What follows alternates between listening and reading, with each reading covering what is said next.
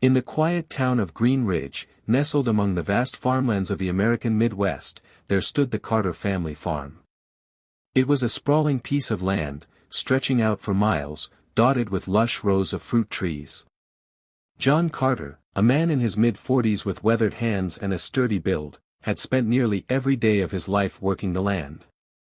His farm, his pride and joy, was more than just a livelihood, it was the very soul of his family. The Carter family orchard was the centerpiece of their farm. It boasted an array of fruits, apple trees, peach groves, and pear vines, all bursting with vibrant colors each season. As the sun rose high in the sky, it cast a golden glow over the land, making the fruits shimmer like jewels waiting to be plucked. Every autumn, the Carters shared their harvest with the community. They believed in the simple, traditional values of goodwill and neighborliness. It was an unspoken rule in Green Ridge: if you had a harvest, you shared it. And the Carters had always been generous, welcoming anyone who wanted to come by and take a basket full of ripe, juicy fruit. Their kindness was legendary, and everyone in town knew that if you needed a helping hand or some fresh fruit, the Carters would be there. John's wife, Maggie, was the heart of their home. She was practical and nurturing, always organizing the harvests, managing the farm, and making sure everything ran smoothly. Together, they raised two children, Mark, their eldest son, who had recently left for college, and Lily, their teenage daughter, who had a growing passion for gardening and agriculture.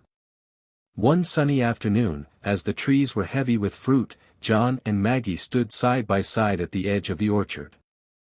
They admired the trees, their branches bowing under the weight of the harvest. The air was thick with the sweet fragrance of ripe apples and peaches. They had always worked hard, but the reward of seeing their trees bear such abundant fruit made every minute of labor worthwhile. "Looks like it's going to be a good year, Maggie," John said, wiping his brow.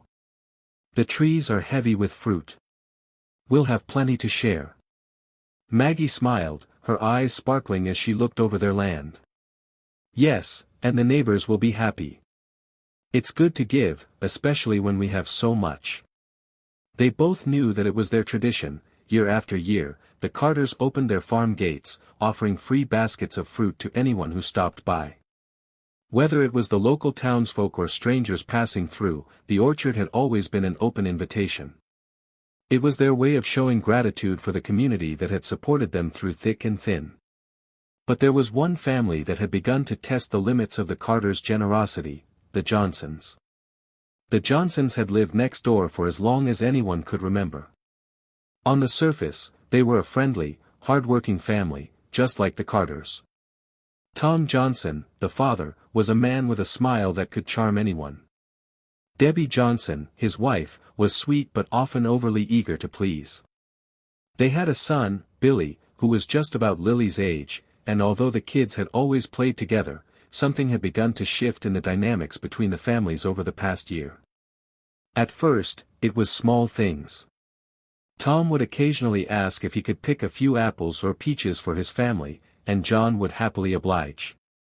But soon, the requests became more frequent, and Tom started to take more than what was reasonable. It wasn't long before the Carters noticed something strange. One morning, John was out in the field checking on the tractor when he saw Tom Johnson standing near the orchard, pulling apples from the tree and stuffing them into a basket. John approached, wiping his hands on his overalls, and cleared his throat. "Hey, Tom," John called out, trying to keep his tone friendly. "What are you up to?" Tom looked up, his smile wide and disarming. "Oh, just picking a few apples for the family." "You've got plenty, right?" "I figured I'd help myself." John paused, his eyebrows furrowing slightly. "Tom, you know I don't mind sharing, but we usually ask folks to check in before they pick. You know, just to keep things fair." Tom waved his hand dismissively. "It's just a couple of apples, John. You're making too big of a deal out of it. It's not like I'm taking everything. Relax." John hesitated, unsure how to respond. He wanted to keep things friendly but felt a nagging sense of discomfort. "I get that, Tom. But you know Maggie and I like to share with everyone, not just pick and choose who gets what. It's about respect. Tom's smile faltered, but he quickly recovered. Of course, of course. I didn't mean any harm, John. It's just that we've been having a rough season, and I thought a few apples wouldn't hurt. Don't worry, I'll leave it at that. As Tom walked away with his basket, John stood there for a moment, deep in thought. He wasn't sure why, but something about the whole exchange felt off. He had always prided himself on his fairness, but this felt like more than just a casual request.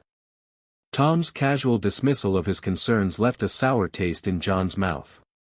Later that evening, Maggie and John sat at their kitchen table, sipping on iced tea as the sun began to set. The light filtered through the curtains, casting long shadows across the room. Maggie could tell something was bothering her husband. "John, what's on your mind?" she asked, her voice gentle. John sighed and leaned back in his chair. "It's Tom. He came by this morning, took a basket full of apples. Said it was no big deal, but it feels like he's taking advantage of us, Maggie." Maggie frowned, her eyes narrowing. "What do you mean?" "I mean, we've always shared with the neighbors, but this feels different. Tom's acting like it's his right to take whatever he wants without asking. I don't know, it doesn't sit right with me." Maggie placed her glass down and took his hand. "I understand, John. We've always given from the heart, but there's a line, isn't there? If he keeps pushing, it'll be hard to keep this going without feeling like we're being used." John nodded, his eyes darkening. "I don't want to be the bad guy, but I also don't want to be a fool." The next few weeks passed, and the orchard continued to flourish. Yet, John couldn't shake the feeling that the Johnsons were becoming more entitled with each passing day. And he knew that soon, he would have to decide whether to confront Tom or risk losing the respect of his family and his neighbors. Little did John know, the seeds of betrayal had already been planted, and the harvest they were about to reap would not be the sweet fruits of generosity, but the bitter taste of disappointment and regret. As the days passed, the quiet town of Green Ridge was getting ready for the much-anticipated autumn harvest. The leaves had started to turn golden, and the air had that crisp chill that signaled the change of seasons. The carters, with their diligent hands, had already begun sorting through the bountiful harvest. Their orchard had never looked more fruitful, and every tree seemed to bow under the weight of ripe apples, peaches, and pears. But in the midst of this idyllic scene, the shadows of discontent were growing darker, unseen at first but slowly becoming impossible to ignore. Tom Johnson had not kept his word. The apples and peaches he had taken from the Carter orchard without asking had turned into something far more troubling. Over the past few weeks, John had noticed Tom's visits becoming more frequent. It wasn't just a handful of apples anymore, it was entire baskets, sometimes several at a time. And it wasn't only Tom. Debbie, his wife, and Billy, their teenage son, had started taking part as well. The Johnsons had begun to make a habit of it, their presence in the orchard becoming more like an intrusion than a friendly visit. One afternoon, John was working on the tractor when he heard voices coming from the orchard. He wiped his hands on his worn jeans and walked toward the sound, hoping it was just a neighbor coming by for a quick chat. As he neared the edge of the orchard, he froze in his tracks. There, in the middle of the rows of apple trees, stood Tom, Debbie, and Billy, all with large baskets, picking fruit as if it was their own. John stood still, watching them for a moment. A tight knot formed in his stomach. He wanted to march over there, confront them, but something inside him hesitated. Was he overreacting? After all, they were neighbors, and he'd never been one to make a scene. But as he watched them casually pluck fruit from the trees, he realized how far they had crossed the line. Tom turned around and saw John standing there. His face broke into that familiar smile, the one that had always disarmed John in the past. "Hey, John. Good to see you," Tom called, waving a hand. John nodded, his expression guarded. "What's going on here, Tom?" he asked, his voice more firm than he intended. "Oh, nothing much," Tom said, shrugging as he dropped another handful of apples into his basket. Just thought we'd help ourselves. Your trees have been so generous this year, we figured we'd take a few more for the family. John's jaw tightened. I've been meaning to talk to you about that, he said, stepping closer. It's not about generosity, Tom. It's about respect. We share with the community, but I've asked you before to check in before picking. This isn't how it works. Tom's smile faltered for just a second before it returned, broader than before. John, come on. You're acting like I'm stealing from you. It's just a few apples. Don't make a mountain out of a molehill.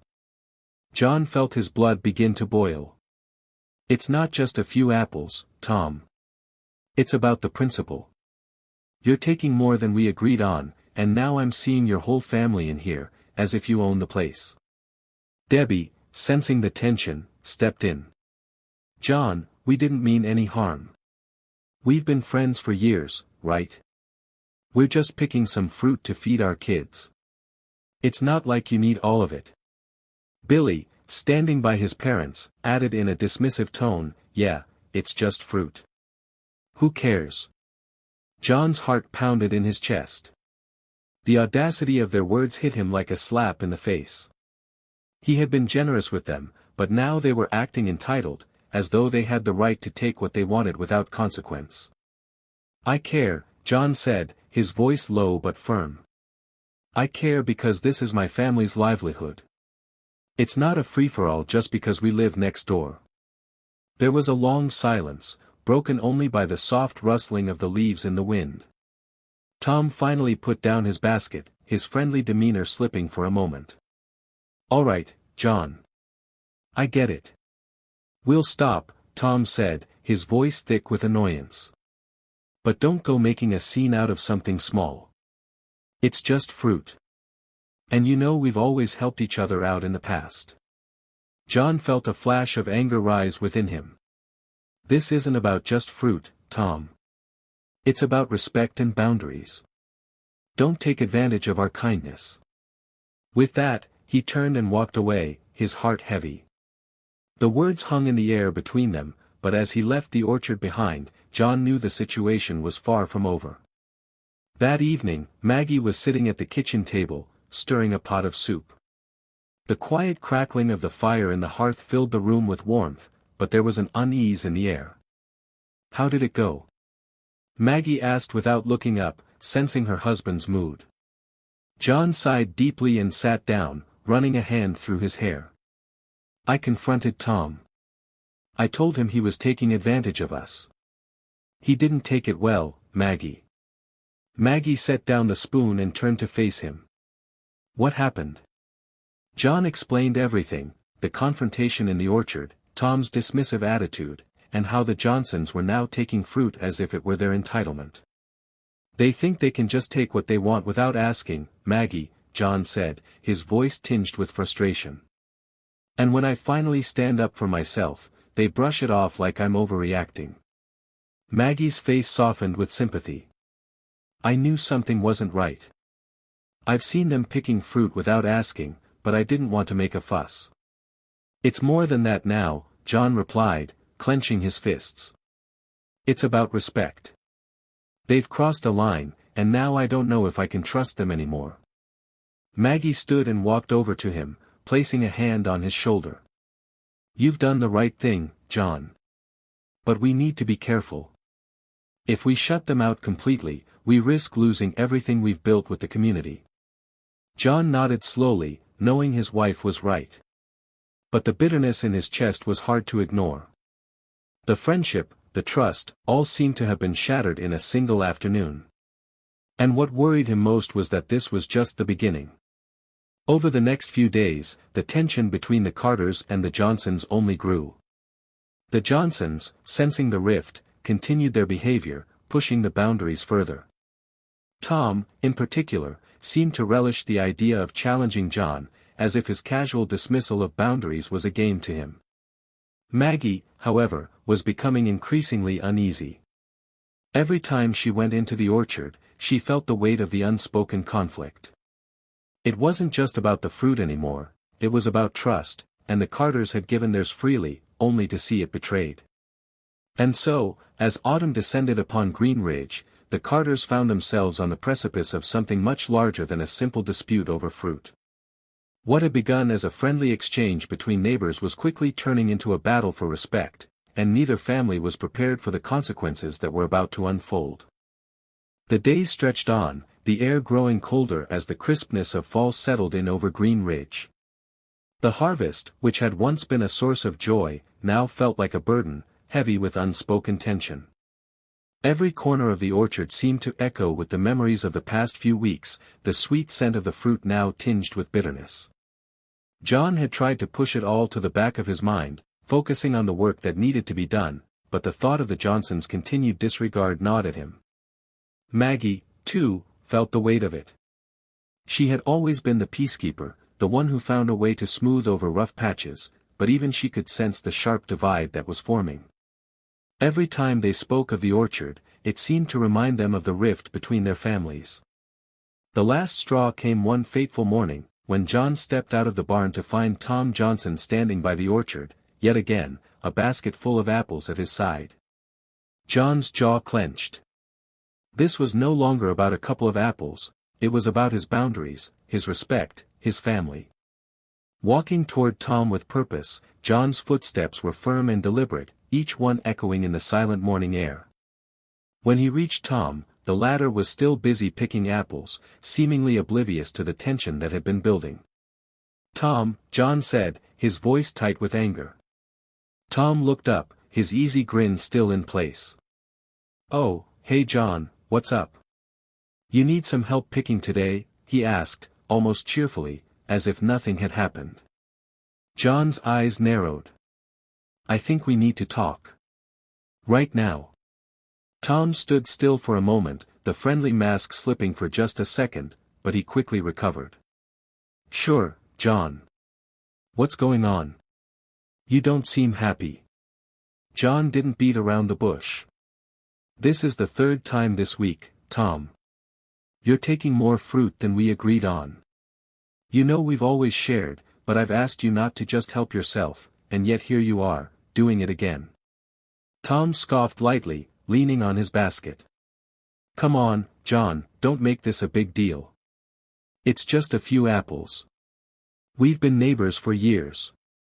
You've always been generous, haven't you?" John's fists clenched. "It's not about the apples anymore. It's about respect. Every time you come here, you act like it's your right to take what you want, without asking, without even a thought for the boundaries I've set." Tom's expression shifted, but he quickly masked it with a shrug. "I don't see what the problem is. You've got more than enough, John. Don't make this about something it's not." "That's the problem, Tom," John said, his voice rising with frustration. "You don't see the problem. You just take what you want and act like it's nothing. But this isn't how it works. Not with me, and not with my family." The air between them crackled with tension. Tom finally set the basket down, his smile fading completely. "Look, John, I get it. Maybe I pushed a little too far. But come on, it's not like I'm stealing from you. We've shared for years. What's the big deal?" John took a step closer, the distance between them closing as his frustration boiled over. "The big deal, Tom, is that you're taking advantage of our kindness. You don't even ask anymore. You just take. And I'm done with it." There was a long silence as Tom stared at John, a flicker of annoyance crossing his face before he spoke again, his voice low. "So, what do you want from me? An apology?" "I want respect," John replied, his tone firm but calm. "I want you to stop acting like my farm is yours. I want you to understand that this is not okay." Tom's face darkened, his earlier bravado fading into something colder. "You're making a big mistake, John. You're pushing me too far." John met his gaze head on. "You've been pushing for weeks. I'm just pushing back." Tom clenched his jaw but said nothing. For a moment, the two men stood in the orchard, the tension hanging thick in the air. Then, with a scoff, Tom grabbed his basket, turned, and walked away without another word. The confrontation had left John shaken, his mind racing with the emotions that had been building for so long. He knew this wasn't the end, it couldn't be. The Johnsons didn't take rejection well, and Tom's pride had been bruised.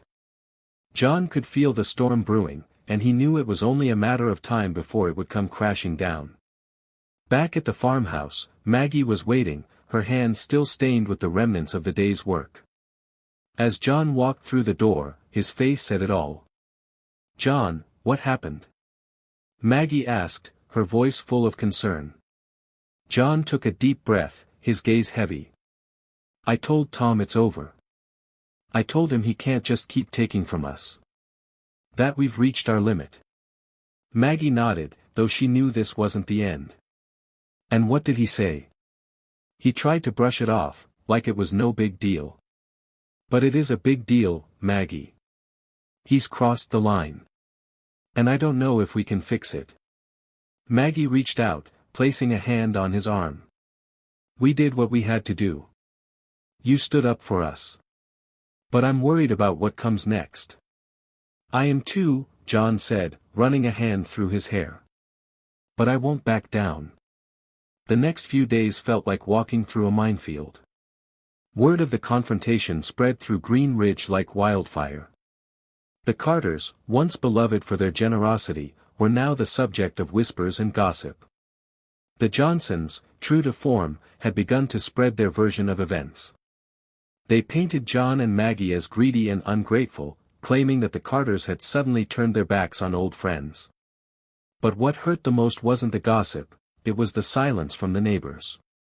John had always prided himself on his place in the community, but now, it felt as if they were all looking at him with suspicion. Maggie could see the toll it was taking on John. He had always been a man of action, a man who could fix things with his hands, but this was different. No amount of hard work or sweat could fix the damage to their reputation. One evening, as the wind picked up, signaling the approach of a storm, John sat on the porch, staring out over the orchard. Maggie joined him, sitting silently by his side. She knew how much this hurt him, but she also knew that they couldn't let the Johnsons control their lives any longer.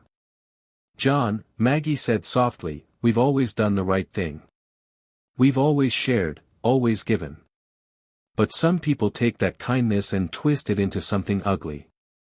We can't let them do that." John nodded slowly, his gaze distant. "I know. But I never thought it would come to this." Maggie squeezed his hand. "We'll get through this.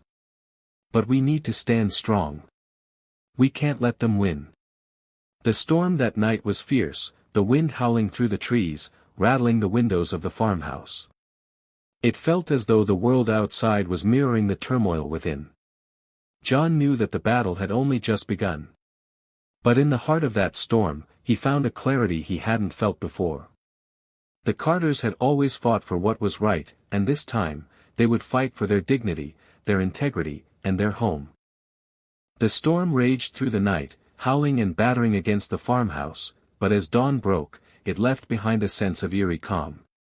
The air was still thick with the aftermath of the confrontation, but John and Maggie knew that they could no longer avoid the inevitable, something had to give. They had made their stand, but now the real test would begin. Over the next few days, the Johnsons continued their campaign of quiet vengeance. They spread rumors around town, portraying the Carters as selfish and greedy, feeding off the small town's whisper network. It didn't help that Tom's charm still held sway over many of the townsfolk, his words seemed more convincing than John's quiet dignity. People who had once eagerly awaited a basket of apples now eyed the Carters with suspicion. John noticed the subtle shift when he walked into town, an averted glance, a hushed conversation as he passed by. John wasn't naive. He knew how rumors could spread like wildfire in a small town. What stung most, though, was that even the people who had benefited most from their generosity, some of the same folks who had walked into the orchard season after season, were now avoiding him. Maggie felt it too. When she went into town for groceries, she could feel the eyes on her, the whispers behind her back. People who had once greeted her with warmth now exchanged awkward pleasantries, careful not to say too much. She tried to brush it off, but it was hard to ignore. She had always believed that the kindness they shared would speak for itself, but now, it felt as if that same kindness was being twisted into something unrecognizable. Despite the growing tension, John stood firm. He had made it clear to Tom, there would be no more free rides. They could not, and would not, let the Johnsons take advantage of them any longer. But as the days dragged on, John couldn't shake the feeling that the situation was spinning out of control. He had no idea how far Tom would go to get what he wanted. Then, one fateful evening, as the Carters prepared for the annual Fall Harvest Festival, a tradition where everyone in the town gathered to celebrate the season, the storm that had been quietly brewing finally broke. The festival had always been a source of joy. The community came together, sharing food, music, and laughter as the townsfolk celebrated another successful harvest. This year, though, there was a palpable tension in the air. The Carters had always been at the center of it, but this time, it felt different. John stood near the entrance, watching the crowd gather. He could hear snippets of conversations as people passed by. Whispers of the feud with the Johnsons floated in the air. It was almost as if the entire town was waiting for the confrontation to reach its boiling point. Maggie stood beside him, her hand wrapped tightly around his arm, her gaze scanning the crowd with equal parts hope and wariness. "John," Maggie whispered, her voice strained, "it's going to happen, isn't it? We can't keep avoiding it." John didn't answer right away. His gaze stayed fixed on the crowd, where Tom Johnson was standing with a small group of people, looking smug and self-assured. Tom had always been good at playing the part of the charming, affable neighbor. But tonight, John could see the mask slipping, and he knew something was coming. As the evening wore on, it was clear that Tom had made his move. When the Carters finally stepped forward to join the crowd, Tom wasted no time. He approached them with a broad grin, his voice carrying over the sound of the festivities.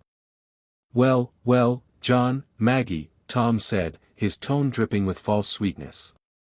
"I see you've come to join the party. How's the orchard doing these days? Still picking the fruit for the whole town, or have you finally stopped playing the Good Samaritan?" The comment stung, but John remained calm. He refused to let Tom provoke him in front of everyone. "We're doing fine, Tom," John replied, his voice steady. "Just focusing on our own work now, like we should have been doing from the start." Tom's smile widened, though there was something cold in his eyes now. "Oh, I get it. The almighty Carters are finally done with the little people, huh? No more apples for the hungry. No more kindness for the folks who need it." Maggie stepped in, her voice clear and firm. "That's enough, Tom. We've been more than generous. But you've crossed a line, and it's time for this to end." For a moment, there was a tense silence. The crowd had started to gather around them, sensing the confrontation. The air was thick with anticipation, like the calm before a storm. Then, with a loud voice, Tom turned to the crowd. "Can you believe this? The Carters, once the shining example of generosity, now too good for the rest of us. You all saw how they treated me, how they turned their backs on their neighbors. It's a damn shame." John felt his temper flare, but before he could respond, a voice rang out from the crowd, one that John recognized instantly. It was Bill Davis, a longtime friend of the Carters, a man who had seen the quiet generosity that John and Maggie had shown to the town year after year. "You're lying, Tom," Bill called out, stepping forward. "We've all seen what you've been doing. Taking what isn't yours, spreading rumors. You're the one who's been exploiting the Carters' kindness, not the other way around." The crowd fell silent as Bill's words sunk in. For a brief moment, Tom's confident facade cracked. He tried to muster a retort, but the words caught in his throat as more people began to speak up. One by one, the townsfolk began to distance themselves from the Johnsons, quietly siding with the Carters. The tide was turning, but it wasn't a quiet victory. The whispers had finally been replaced with the loud, resounding truth, and the weight of it was undeniable. By the time the festival ended, it was clear that the Johnsons had lost their foothold in the town. Tom and Debbie stood on the outskirts, their heads low as they tried to salvage whatever remained of their reputation. But the damage was done. The Carters, despite the strain and heartache, had stood their ground, and in the end, they had emerged victorious. As the night sky stretched overhead, the Carters found themselves once again surrounded by friends and neighbors, their dignity intact. There was no grand celebration, no applause, just quiet respect. They had fought for what was right, and now the town had seen it too. John and Maggie walked home hand in hand, the cool autumn air wrapping around them like a comforting embrace. The orchard, now stripped of its fruits for the season, stood silent behind them, a reminder of the trials they had faced. But there was peace in their hearts now, a peace born from knowing that, no matter the cost, they had stood true to themselves. The Carters had weathered the storm, and in the end, the sweet fruits of generosity had been theirs to keep.